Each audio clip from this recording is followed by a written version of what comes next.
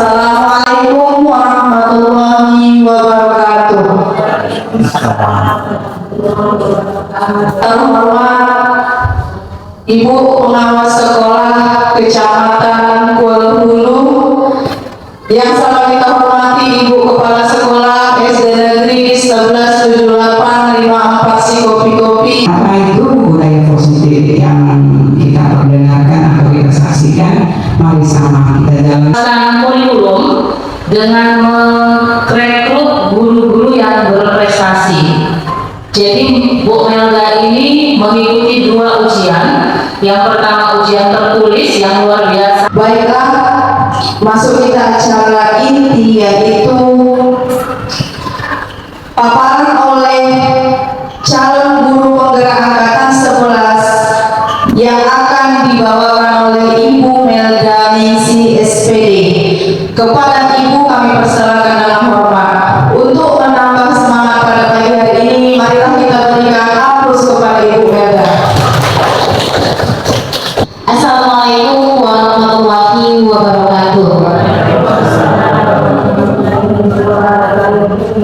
Alhamdulillahirabbil alamin, wassalatu wassalamu ala asrofil anbiya'i wal mursalin wa ala alihi wa sahbihi ajmain.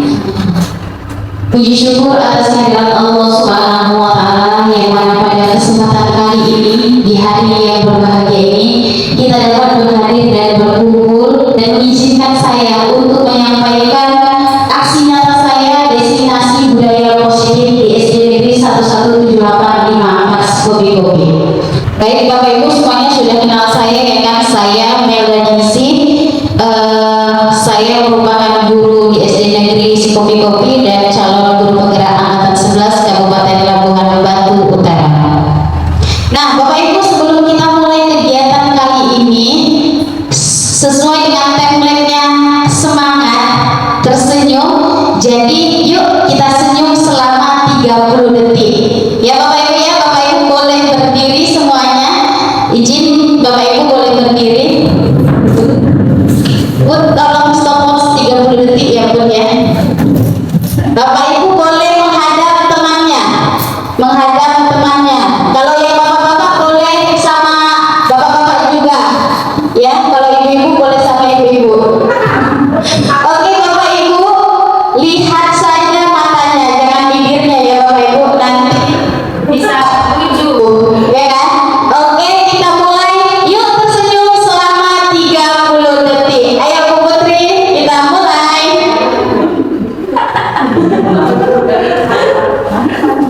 Oke, terima kasih tepuk tangan buat kita semua. Semoga semuanya sesuai dengan hari ini budaya positif. Moga-moga aura positif keluar dari diri kita ya Bapak Ibu ya. Oke Bapak Ibu, sesuai dengan budaya positif bahwa setiap kegiatan kita akan buat kesepakatan. Nah, ini kesepakatan forum diseminasi kita hari ini. Di sini sudah saya buat sebagai pemantik. Yang pertama yaitu menghargai siapapun. Yang kedua, menjadi pendengar yang baik. Adakah kesepakatan yang mau kita tambah? Baik Bapak Ibu, sesuai dengan tujuan pendidikan menurut Ki Hajar Dewantara, bahwa tujuan pendidikan adalah menuntut segala kodrat yang ada pada anak-anak agar mereka dapat mencapai keselamatan dan kebahagiaan yang setinggi-tingginya, baik sebagai manusia maupun sebagai anggota masyarakat. Oleh sebab itu, pendidik itu hanya dapat menuntut tumbuh atau hidupnya kekuatan kodrat yang ada pada anak-anak agar dapat memperbaiki laku bukan dasar hidup dan tumbuhnya kekuatan kodrat anak. Nah, menuntut, pendidik itu hanya dapat menuntut tumbuh atau hidupnya kekuatan kodrat yang ada pada anak-anak.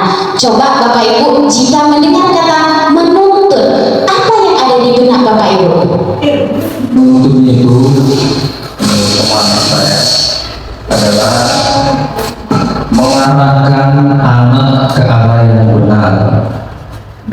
terus mengawasinya untuk mengurusannya. Oke. Ada lagi Bu pendapat Bapak Ibu? Bapak Ibu ada pendapat yang lain? Menuntun itu kalau menurut saya mengajak beriringan. Baik Bapak Ibu sekali. Jadi menuntun itu menggandeng, mengajak, mengiringi ya Bapak Ibu. Jadi tugas pendidik itu adalah menuntun, mengantarkan anak-anak itu menuju kesuksesannya ya Bapak Ibu. Karena sebenarnya anak-anak itu sudah punya dasar, sudah punya kodratnya masing-masing, sudah punya cita-cita masing-masing. Jadi tugas guru di sini hanya menuntun anak-anak Bapak Ibu untuk mengantarkannya menuju kesuksesan, menuju apa yang diinginkan. Contoh, misalnya anak ibu ingin menjadi dokter, ya, dasarnya dia ingin menjadi dokter. Jadi di sini sebagai pendidik adalah menghantarkannya menjadi dokter yang memiliki kepribadian, kebudayaan positif. Begitu ya Bapak Ibu. Jadi mengatakan dokter yang memiliki jiwa kemanusiaan tinggi, yang peduli terhadap sesama. Jadi seperti itu. Ki Hajar Dewantara juga mengibaratkan pendidikan ini sebagai lahan pertanian ya Bapak Ibu. Misalnya kalau sekolah itu adalah lahan pertanian atau sawah ya Bapak Ibu. Kemudian murid itu bibit dari padi. Sedangkan guru itu sebagai apa ya Bapak Ibu? Sebagai petani ya.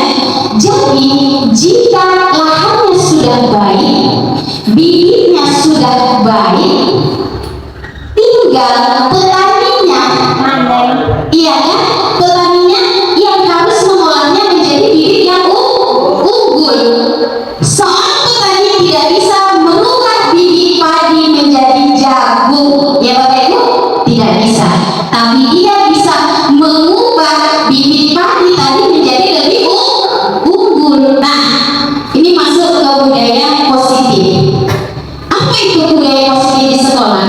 Budaya positif di sekolah yaitu nilai dan kebiasaan di sekolah yang berpihak pada murid agar mereka dapat berkembang menjadi pribadi yang kritis, penuh hormat dan bertanggung jawab sesuai dengan profil pelajar Pancasila.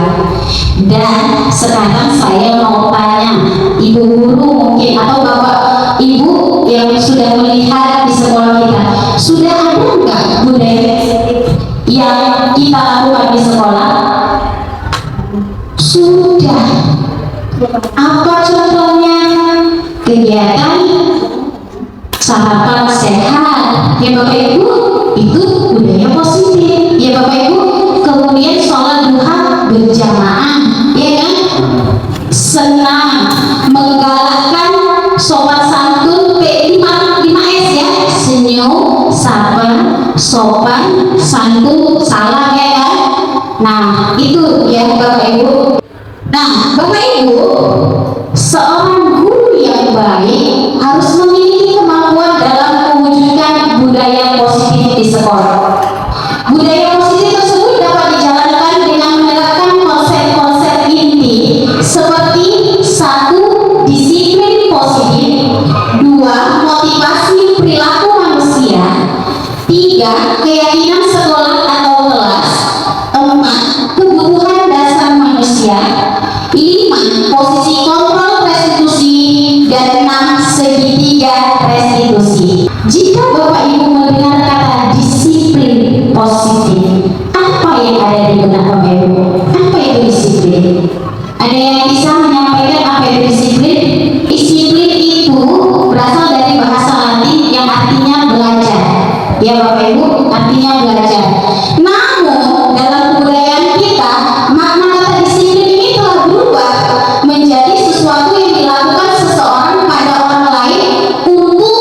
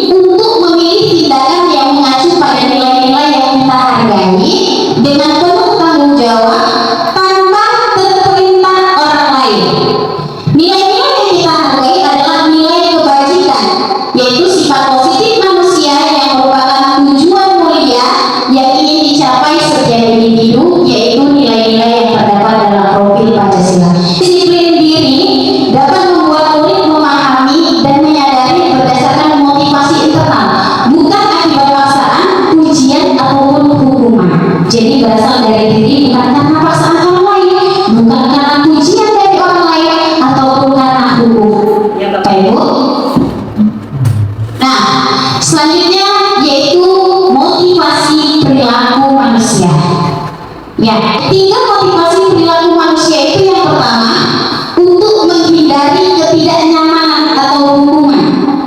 Yang kedua untuk mendapatkan imbalan atau penghargaan dari orang lain. Yang ketiga untuk menjadi orang yang mereka inginkan atau menghargai dirinya sendiri. Ya, yang mempercayai diri sendiri untuk nilai-nilai kebajikan.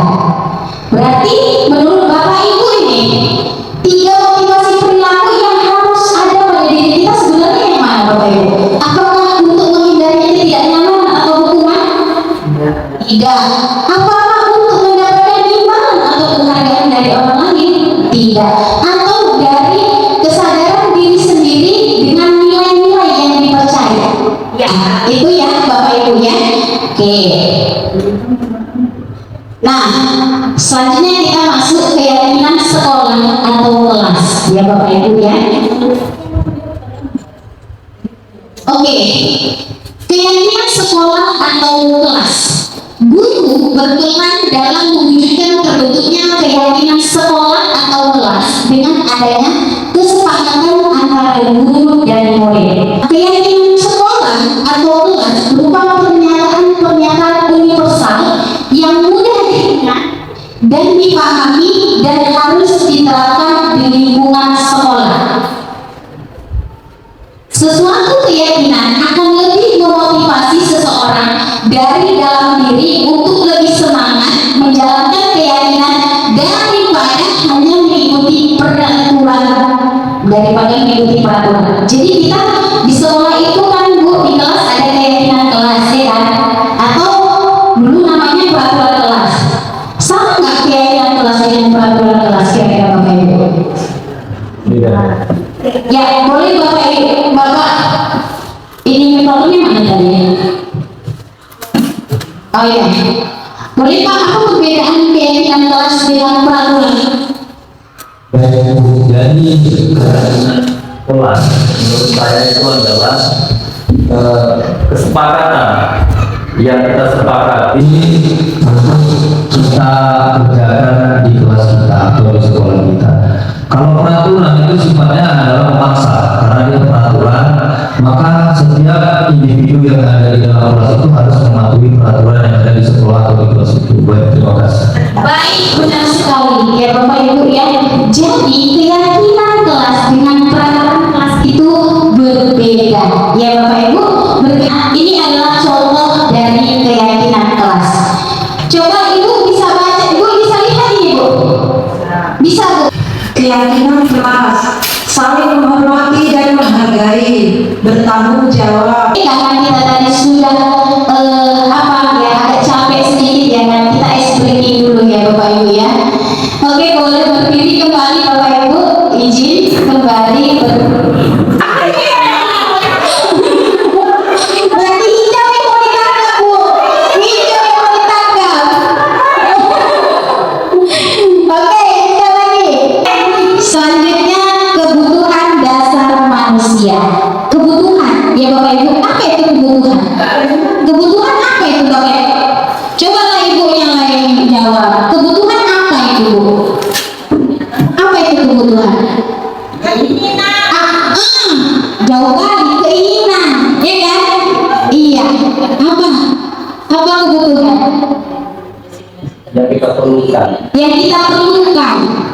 Oke, jadi kira-kira yang kita perlukan, kita perlu Pak Faisal lagi. Perlu apa Pak Faisal? Apa kebutuhan dasar Pak Faisal? Makan, minum. Jadi kalau anak ini tidak mematuhi peraturan atau melanggar peraturan, itu sebenarnya karena kebutuhan dasarnya tidak terpenuhi, ya. Dan bertahan hidup, itulah tadi butuh makan, butuh minum, bernapas kata Pak Faisal, ya kan? Selanjutnya butuh kasih sayang dan rasa diterima. Kemudian butuh penguasaan, butuh kebebasan, butuh kesenangan. Inilah kebutuhan dasar manusia yang ada pada diri anak yang harus kita penuhi. Ya Bapak Ibu.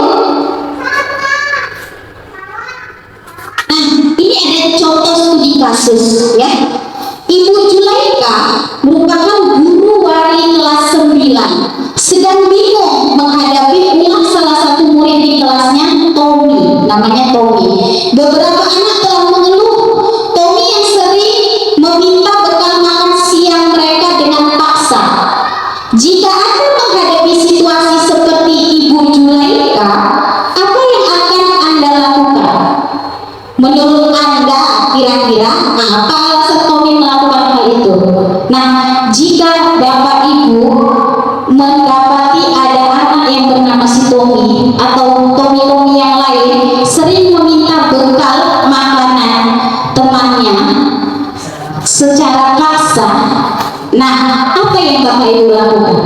Ada yang bisa menjawab? Jawablah Bu. Sini Bu, izin Bu.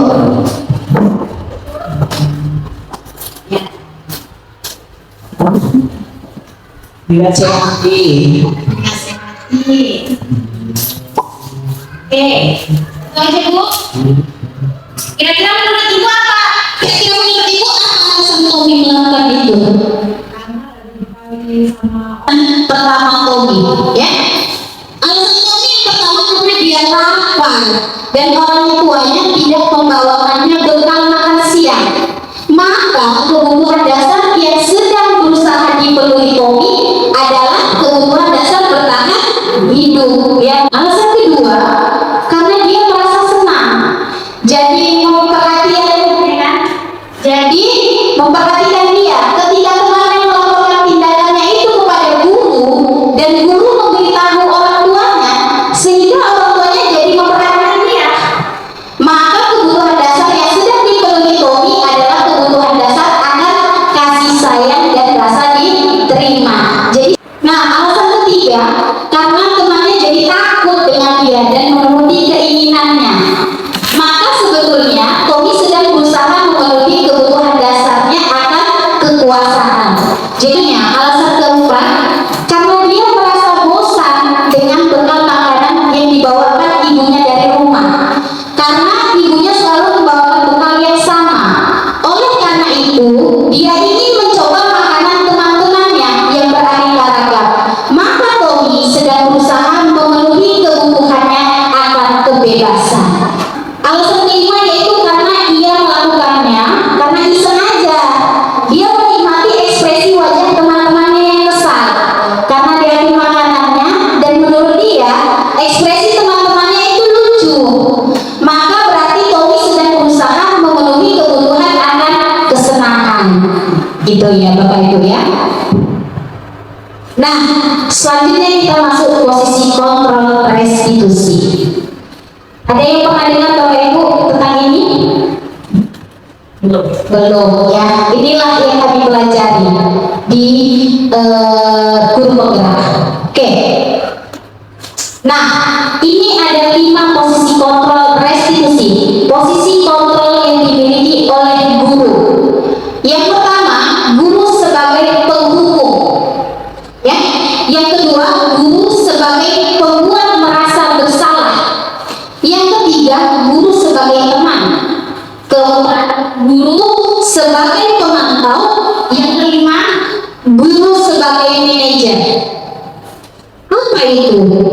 Nah, inilah posisi kontrol guru. Kalau tadi guru sebagai penghukum, biasanya dia bilang ini, kau itu salah kau, ujung-ujung itu, ya kan?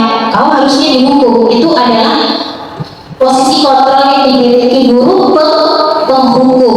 Kemudian ada membuat merasa bersalah. Biasanya guru bilang gini, kamu seharusnya udah tahu lah, jangan seperti itu. Ya, guru sebagai teman, ya, ayolah Tom, ayolah Najrin, kamu harus belajar, kamu kan bisa belajar. Nah, itu jadi anaknya jadi manja ya kan Bu, suka diajar. Oke, kemudian guru sebagai pemantau. Nah, biasanya ini guru itu memantau, menghitung, ayo kerjakan 1, 2, 3, kerjakan itu ya, ya. Hanya guru sebagai manajer. Guru sebagai manajer ini adalah pendekatan yang saya rasa ini cukup baik ya untuk kita. Nah, kira-kira menurut Bapak Ibu posisi kontrol yang Bapak Ibu miliki di rumah atau di sekolah apa saja? Boleh tulis di kertas post-it. Oke, Bapak Ibu boleh tulis. Apakah Bapak Ibu sebagai penghukum atau membuat rasa bersalah atau sebagai teman atau sebagai pemantau atau sebagai manajer?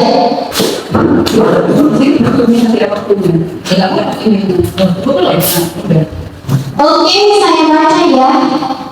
Pemantau, membuat rasa bersalah, teman, penghukum. Oh, bukan ini. Faisal, hukum, pemproduksi. Oke.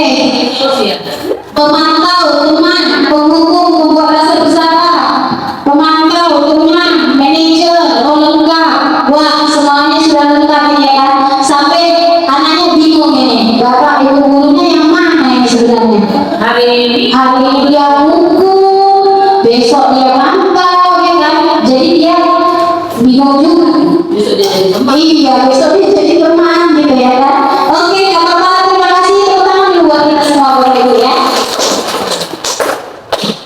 Nah, jadi posisi kontrol restitusi di antara kelima posisi kontrol tersebut sebaiknya seorang guru menggunakan. Oke, Bapak Ibu, di kontrol restitusi sebagai manajer, guru dapat membuat sesuatu bersama murid, mempersilahkan murid bertanggung jawab, dan mendukung murid agar dapat menemukan solusinya.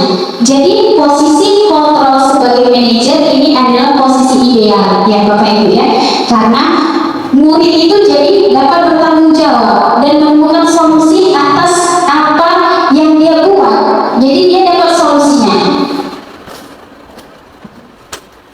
Nah, selain itu posisi manajer juga mengacu pada restitusi yang dapat menjadikan murid sebagai manajer bagi dirinya sendiri sehingga dapat tercipta identitas positif pada dirinya. Jadi dia dapat memanajer dirinya sendiri, Bapak Ibu.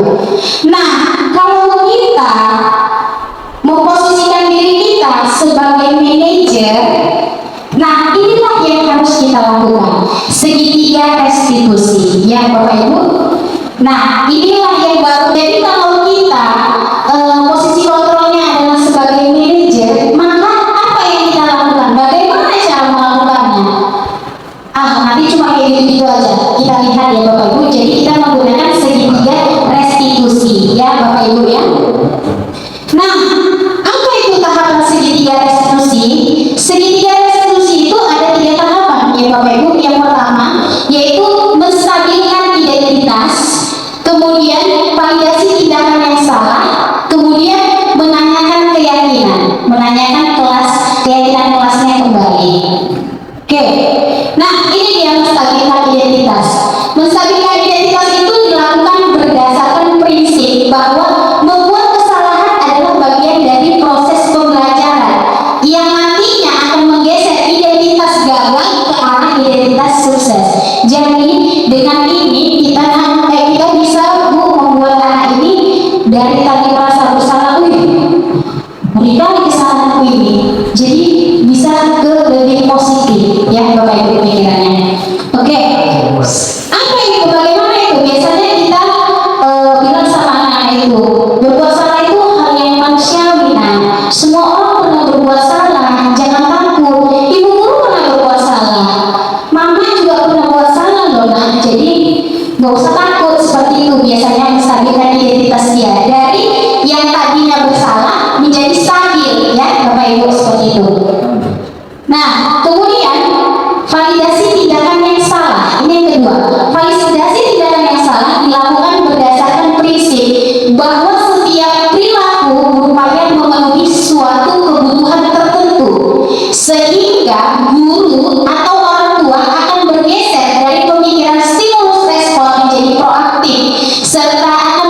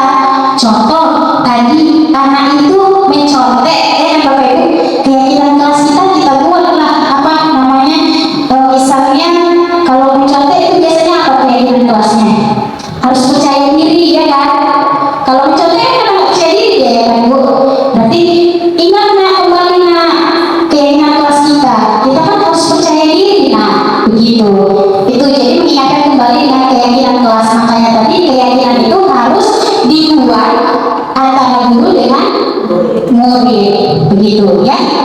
Nah seperti ini bisa juga yang mengatakan apa nilai-nilai yang telah kita percaya, apa nilai-nilai yang sudah kita sepakati anak-anak, seperti itu ya Bapak Ibu ya. Nah ini adalah video contoh segitiga restitusi yang saya lakukan pada anak kita. Wah jaringan, oke. Ini videonya Bapak Ibu, selamat menyaksikan.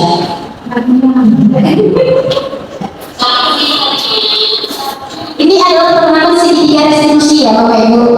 Wah, jaringannya. Jaringan ya.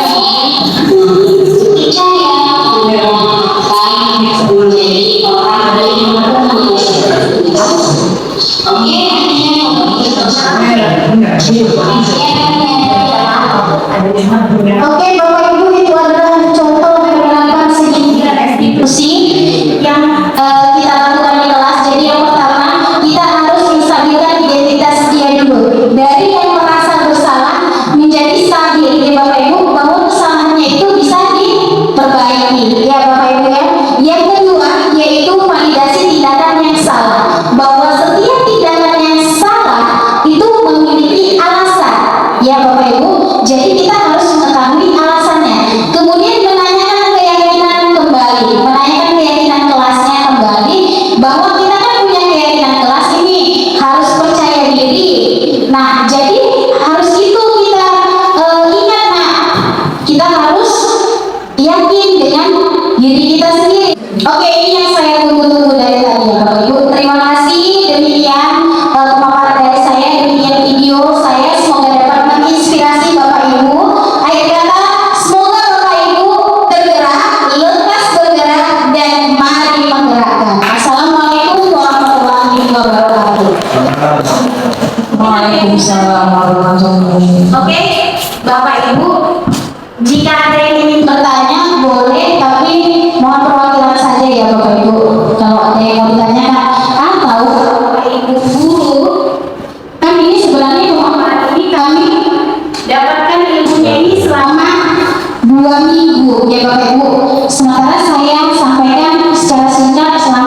lebih kurang 1 jam ya. Jadi Bapak Ibu guru nanti kalau ada yang mau didiskusikan atau ditanyakan tentang budaya positif, kita boleh diskusi di forum diskusi kita atau di komunitas belajar kita ya Bapak Ibu. Nama saya Eva Maliani SPD, guru kelas 2. Respon saya terhadap hal praktik baik yang dilakukan oleh Ibu Melda, saya selaku guru dan rekan sejawat Ibu Melda merasa senang mengikuti diseminasi budaya positif yang dilakukan oleh Ibu Melda. Berkat ini saya juga mendapat ilmu dan ingin sekali mempraktekkan segitiga restitusi di dalam menghadapi masalah murid di dalam kelas. Terima kasih.